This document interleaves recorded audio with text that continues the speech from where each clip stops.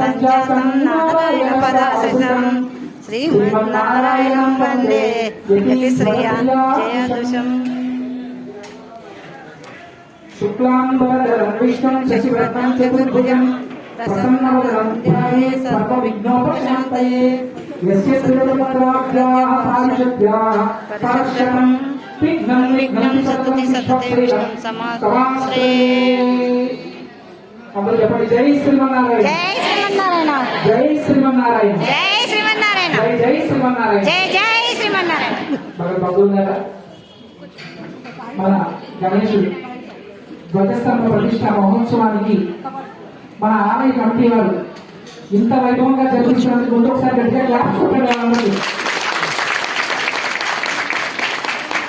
చాలా గట్టిగా.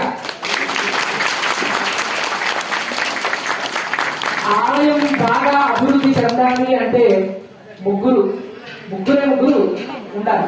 నెంబర్ 1 అర్చకులు. అర్చకులు చక్కని మంత్రోచ్చారణతో ఉంటూ మంచి అనుష్ఠానం కలిగి చక్కగా 3 పూట్ల సంధ్యావందనం చేస్తూ వచ్చిన భక్తుల్ని ఆప్యాయంగా పలకరిస్తూ ఉంటే అప్పుడు అక్కడ ఆలయం డెవలప్ అవుతుంది.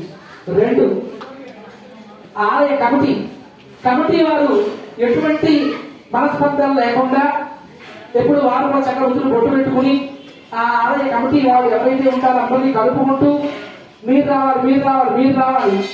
రావాలి అని చెప్పి అందరినీ మనం కలుపుతూ ముందుకి తీసుకువెళ్తూ రాలేని వాళ్ళని కూడా అందరినీ అందులో కలుపుకుంటూ ఒక చక్కని యోగ్యత కలిగినటువంటి వారు కమిటీ సభ్యులు. అటువంటి కమిటీ సభ్యులకి ఇంకొకసారి గట్టిగా చెప్పడం ఉండదు.